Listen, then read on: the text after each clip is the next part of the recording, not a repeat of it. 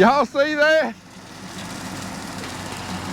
It's time to get it out, but man, I don't wanna pick it. That's so daggum pretty. Woo! Got a field of dreams right here.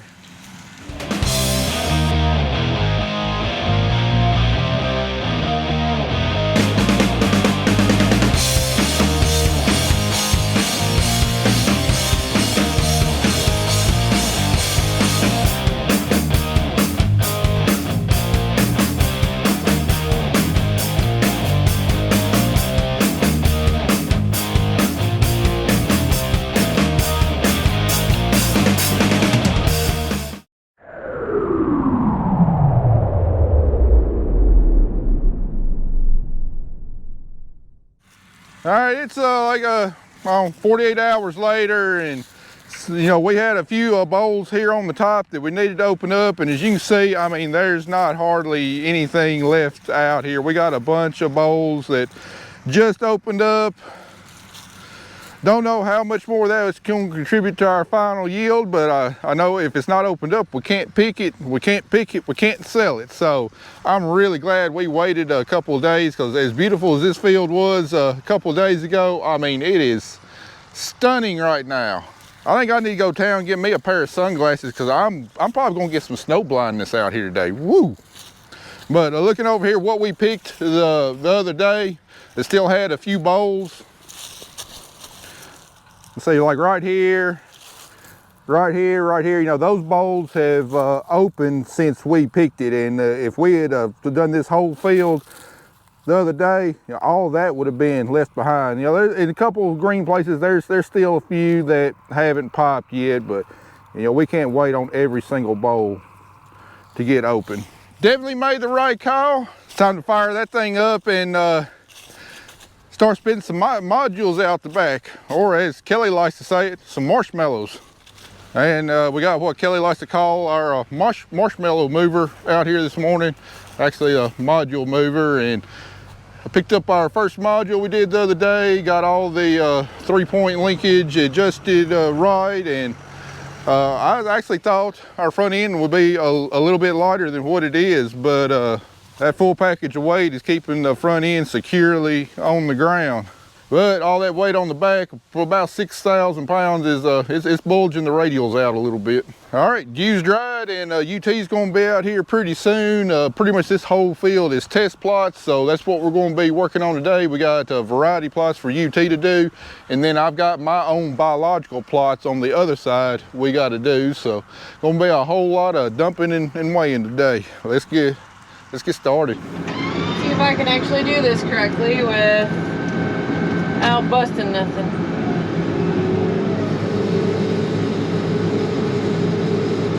Ooh, she's definitely wide, that's for sure.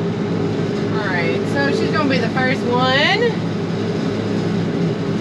And we're going to set her, yes, right.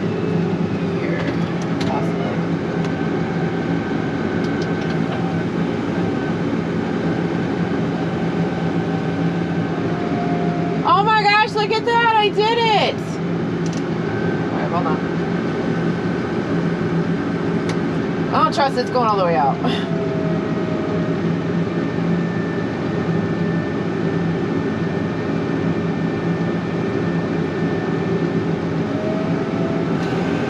Whee! I did my first one. Now I can go home. First official day of cotton harvest, and I think we know what we're doing. Possibly. I've already picked up and dumped my first marshmallow. And now we're waiting on Matt to pick end-rows, because apparently this entire field is a test plot. So we are learning as we go. I have my emotional support person in the truck until I learn how to back up and pick up these bales. Mandy's gonna hang out for a little bit. Yesterday all day she was with me in this tractor in bean harvest, and we had a really good time. So she's from Oregon and she's never seen a cotton harvest or cotton before. So she came out to hang out for the week, see what this is all about. We only have 40 4 acres ready right now. I think the next field will be ready sometime next week. And then tomorrow we're gonna go back to beans. We're on day 36 in a row, or 37, wait. We're on day 37 in a row, so my brain kind of functions. But yeah, this is interesting. It's gonna be interesting to see how this goes and to see how bad my back kills after this. So I'm about to go pick up one he just did on the end and bring it back up here because we are going to weigh them so that we can calibrate the picker. So before, when we had a basket picker, we would have to put it in a trailer and then take it all the way to the gin and weigh it each time. Now, how we calibrate it is you put these bales on portable scales, and then Matt takes that weight and puts it into the monitor. All right, let's see if I can do this properly. I'm hoping I'm a champ by the end of this season.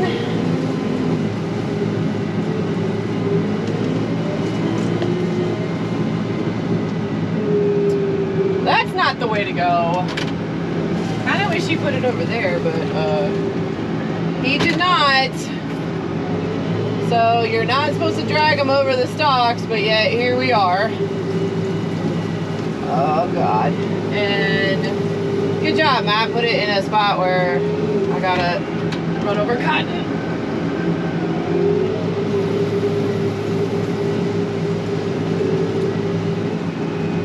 Jesus, Mary and Joseph. This camera's not helping me.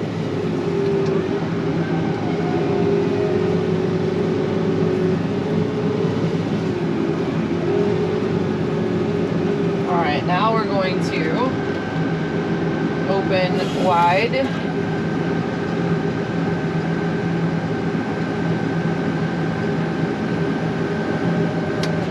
Alright. And back up.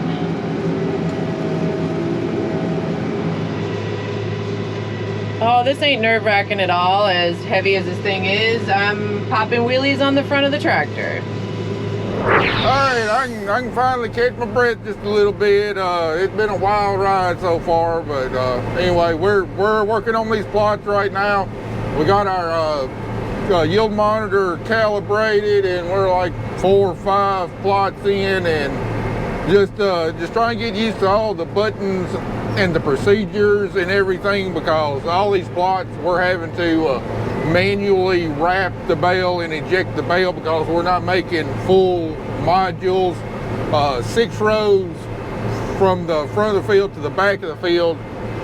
Each plot is building about a 65 to 69 inch module, which a full module, we've got it set at 92 inches. So while it's automatically feeding the accumulator into the module builder back there, the wrapping process is not automatic because we're not making a full-size module. So it's a little bit different procedure to manually do it, and just trying to remember all the processes. Got a lot to get used to on this thing. There have been a couple times I didn't do it quite right, and I don't think I got the tailgate locked, and it wouldn't go into auto mode because of that. So just got a lot of new things got to get used to. But man, look at, I mean, is there a better, more beautiful sight in all of agriculture? I mean, look at that. I mean, I'm speechless. I've literally got no adjectives that could even describe this. I hope the camera and the video is doing it justice, but it's just plumb beautiful. That's all I can say. And this John Deere 7760 is gobbling every bit of it up. I mean, look out there. It looks like a cotton stripper has been through there. It's leaving virtually nothing on the stalk. This is as clean of a cotton as I have ever picked in my life, I believe. And the big reason for that, I believe, is because it hadn't gotten rained on. It's just nice and fluffy. All right, we're at the end. We got a... Matt, even these set spot bales, we have to do 4 in a row. Yes. All right, so we got to manually empty out the accumulator there. Then hold down our wrap call button. All right, we got the first bar. Now we hold down the auto button.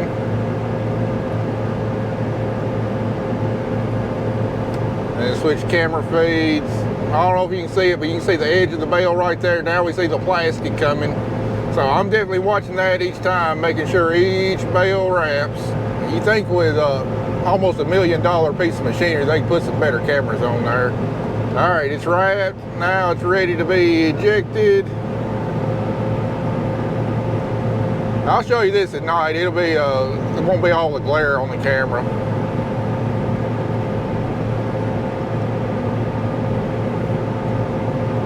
All right, there's our module. There on the tailgate.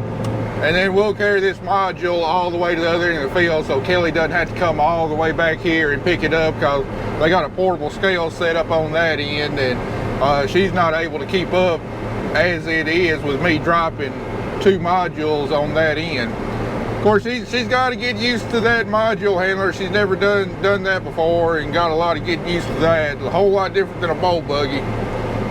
And I'm pretty sure she's going to be complaining of a sore neck at the end of the day, because there's a lot of looking behind you, even though I got a camera mounted in there to kind of see behind. But look, we done, this is all the field that we done. And we've already used a half a roll of wrap already. There's 24 wraps per roll. We got 12 left. I had 3 rolls loaded on the picker when I came over here. I don't know if that's going to be enough. That's fine. I don't mind going back to the gin and getting another roll or 2. But if you're curious about what this cotton's yielding, I don't know what variety this is in the test plots, but you know, it's showing the field average at 1,453 pounds an acre. And we calibrated it. We set it on 40% turnout, which is a little low than what the gin tells me has been running so far. So, you know, it could be right there at 1,500 pounds, what this cotton's yielding. 1,500 pounds is over 3 bales an acre. Each bale of cotton lengthwise is, regulation is 480 pounds, but they generally fluctuate between 480 and 500 pounds per bale. So anyway, I'm gonna pick a few more of these plots. Y'all get your sunglasses out. I don't want y'all to get sun blindness for watching it on the big screen. I believe the bush hog driver, stalk cutter, I believe they've got the best view of the old 7760 running across the field. It's definitely spitting out the bales like it should, wrapping them up and everything like it needs to. So maybe we did a decent job with our mechanic skills. Look at the old girl running down across the road.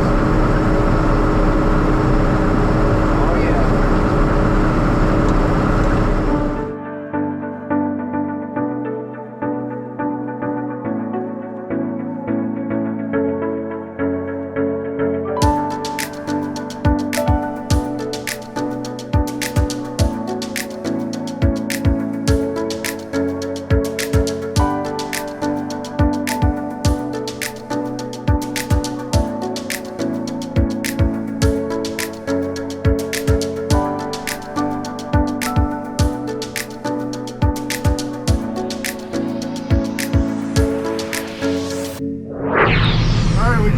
Picking UT's plots. I got their last module on the back, but I'm down to no wrap left. So before I wrap this in the module builder, got to get back there and change the rolls of wrap now. Jordan showed me how to do it once. Hopefully I can figure out how to do it again. Okay. How will that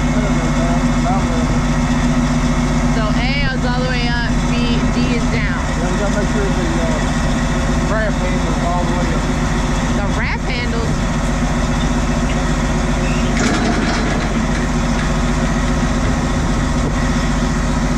What wrap handles? Alright, now we're fine. Am I supposed to go up there with you? What am I supposed to be doing?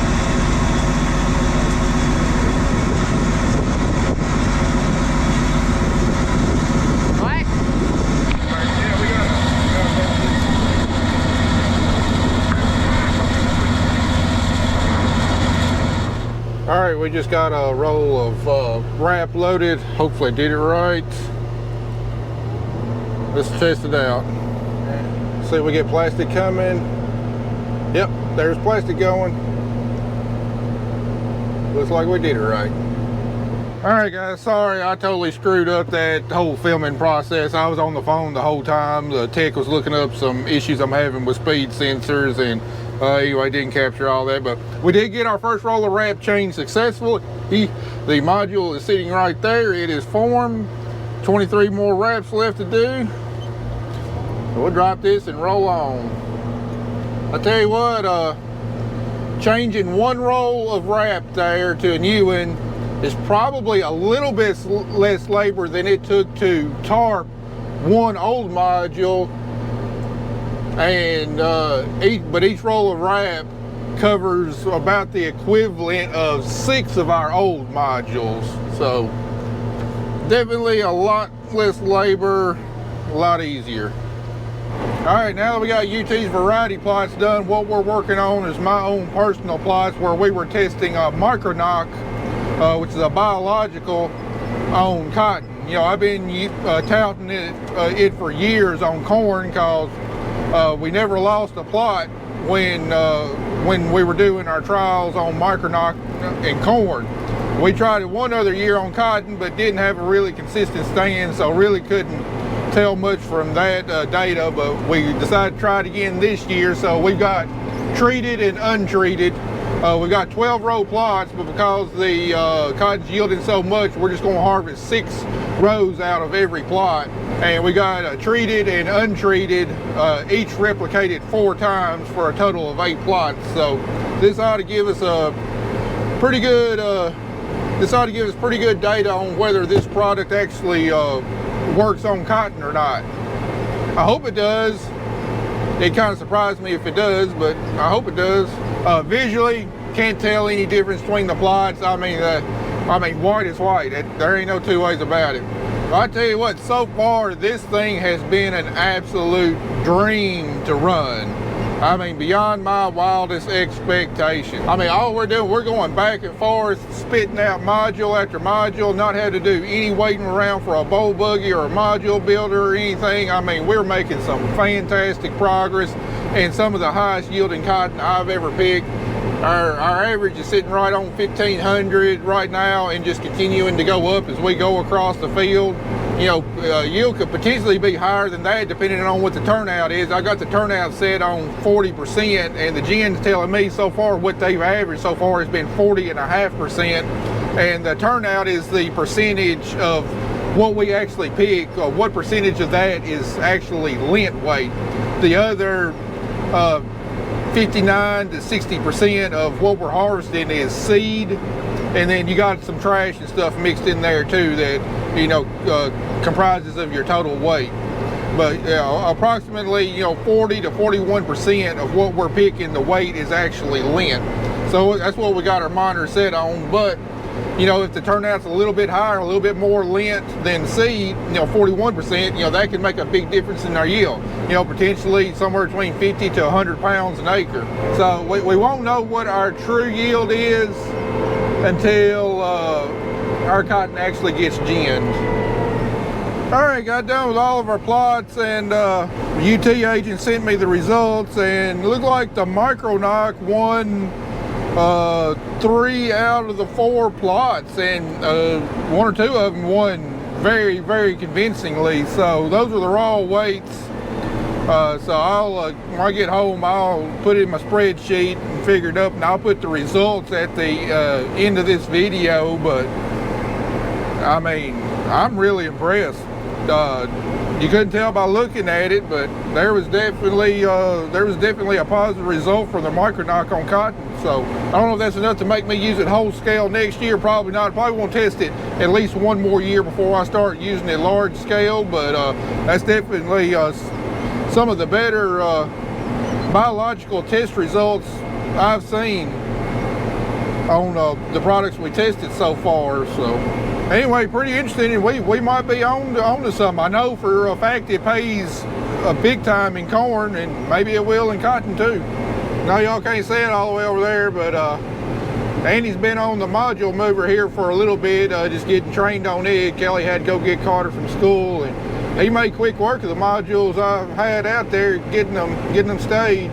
It's not complicated, but you got to be real careful with these modules, not to scoot them or drag them or anything, because all it takes is one stalk to rip that wrap on the module, and poof, you got an exploded marshmallow and a big mess to clean up. So they trying to be extra careful on getting them moved and staged.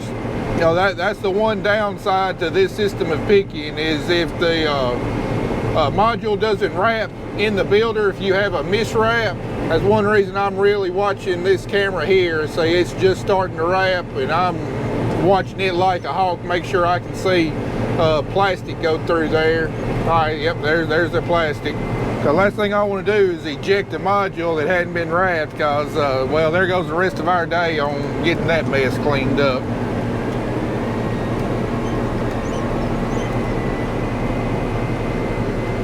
I tell you what, it's been tough to film today. I mean, not only have I got to learn a completely new machine, got a lot of things I need to watch out for, make sure I don't mess anything up. Been doing plots, so I had to be doing a lot of this process manually. You know, trying to fly the drone too, because I can't reuse any of my old drone footage, because we not running a basket picker anymore. So trying to get plenty of new drone footage, especially of the most beautiful cotton I've ever seen in my life. Eat lunch on the go. Thankfully, my road track is working here. I was kind of worried about that. I had it on my old picker, but I worked on it for 4 years and I never could get it to work. It worked good the first couple years I had it, but last 4 years or so was not work, so I had to do all my steering manually. But luckily this was working good, and you know, we've got hands-free that I can monitor other stuff and fly the drone. And also had to do this when, I mean, we're spitting out module after module. I mean, like, I can't even film a segment. I got a module done and got to make sure it's wrapped and dump it, and then that keeps on popping up constantly. I've got some drum speed sensors that are malfunctioning. Don't know if they need to be adjusted or replaced or what, but I'm having to constantly check out of that so I can see my other functions. So we got a lot going on today. I'll get used to it and or get the some of the issues straightened out. In other news, our average is up to 1,563 pounds. Well over 3 bales an acre. Don't know what the turnout's going to be, but I'll be sure to keep y'all informed. Man alive, best cotton I've ever picked in my life. Might be the best cotton I'll ever pick in my life. I don't know, but unfortunately we're getting close to the end, and all good things must come to an end. But I believe this is about the most fun I've had on the farm in a long time. Today has been an absolute dream come true. And I don't know how many of y'all follow me on Facebook, but I posted on Facebook that day that 2 days ago when we wrapped that first module, just the sense of relief that I had was I didn't realize how much I was worrying about this whole situation here. You know, completely new system, a 13-year-old machine that we don't know a lot about. You know, we tried to research it, made sure a lot of educated, knowledgeable people looked it over and stuff. But I was really nervous. I was worried that first module would not wrap right. And anyway, when it wrapped right and we spit it out, like the last 10 months, this tension has been building up in me. Just been real excited to try it, but real worried at the same time that I made a huge mistake, because I had a good picker, I had a proven system, and I was scared to death that this was going to be a disaster. But the relief I felt when we ejected that first module, man alive. But anyway, if you don't know the backstory behind this machine, if you just started watching, you know, the last 10 months, you know, we've been running a John Deere 9986 basket picker for probably close to 10 years or so. I knew I really wanted one of these module pickers because it's super efficient. And plus, me and Kelly not getting any older, labor's hard to find. You know, we were having to run 2 module builders to keep up with that basket picker and good cotton, and it was just wearing Kelly out, just doing all the tarping and everything. You know, it was wearing me out, having to keep both module builders running, fixing stuff, and it was just a really slow process. Cotton harvest was dragging on longer than what it needed to, and we knew we needed to make this jump, but I didn't know if we'd ever be able to make this jump because these machines just cost so dadgum much.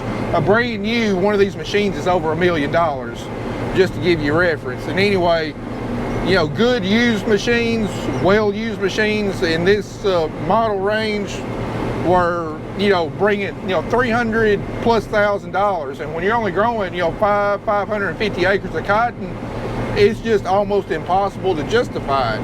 Anyway, I've been praying and praying about it for years, and I knew eventually we were either going to have to get out of the cotton industry or bite the bullet and upgrade to one of these, but just didn't see how we could afford it.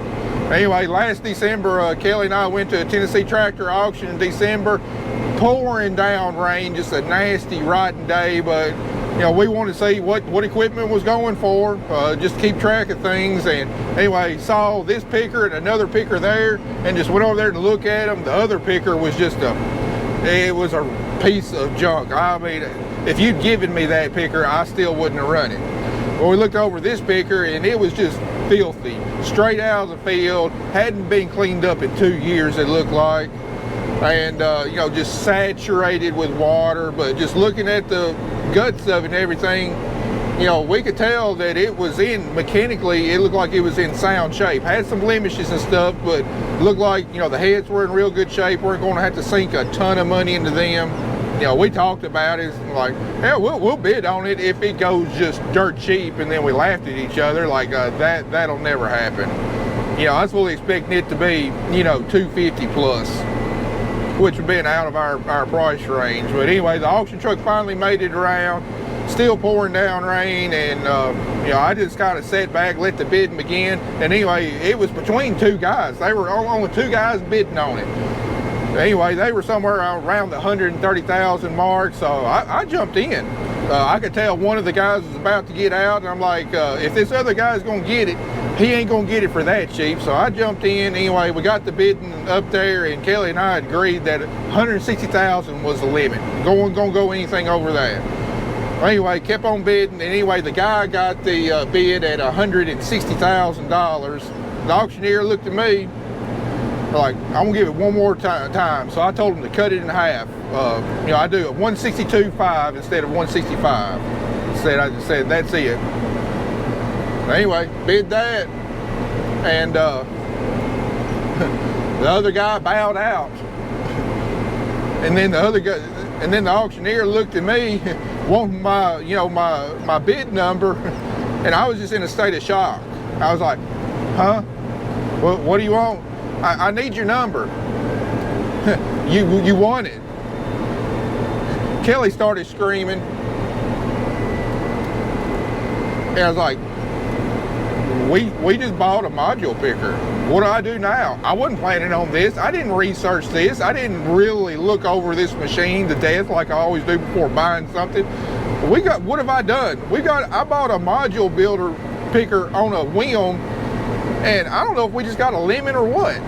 Anyway, brought it home, and you know, we put it through our shop. We put it through Tennessee Tractor Shop, and you know, we probably sank about $30,000 in there. So we're in this picker that's running beautifully for less than $200,000. You know, anyway, the moral of the story is that the good Lord will provide for you. He provided this opportunity for us, even though mentally I was not ready, I was not prepared.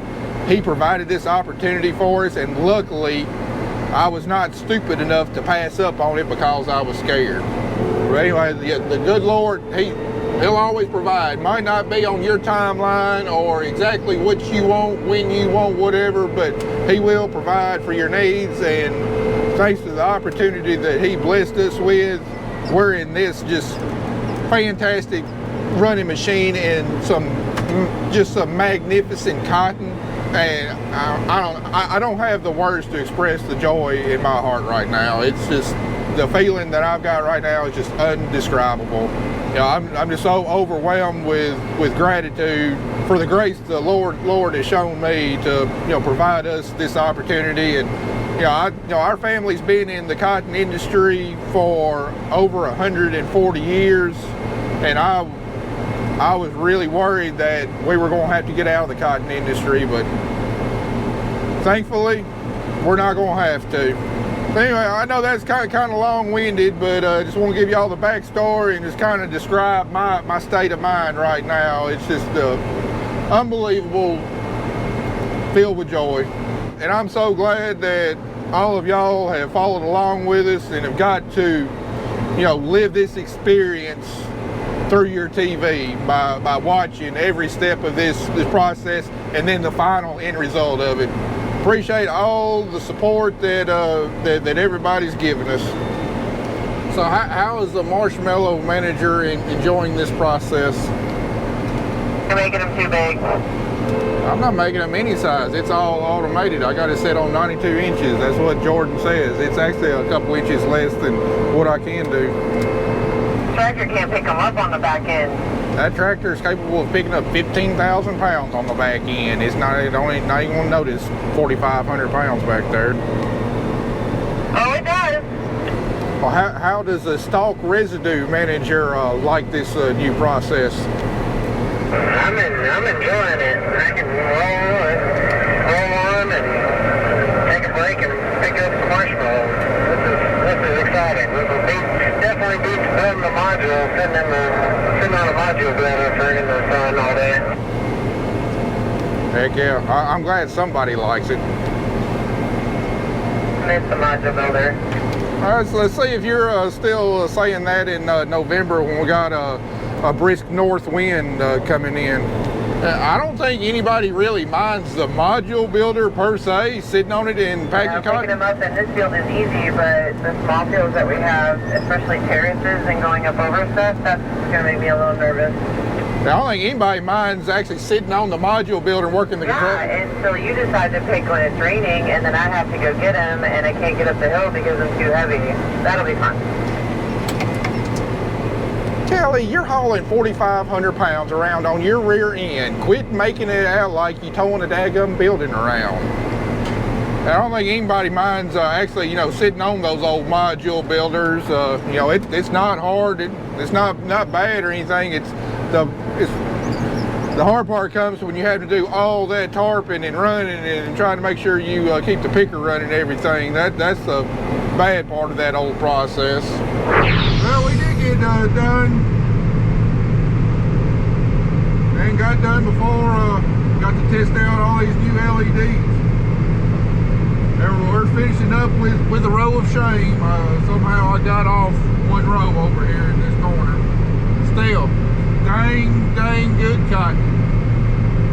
But we're gonna shut down this all the cotton we got picked. It's ready. We're gonna get back on some beans tomorrow, I reckon. Cut beans for a few more days before the rest of our cotton's ready. But hopefully once we start back picking cotton, we're gonna be on it till the end. Anyway guys, I hope y'all enjoyed watching this video as much as I did making it. Y'all stay tuned. See y'all back in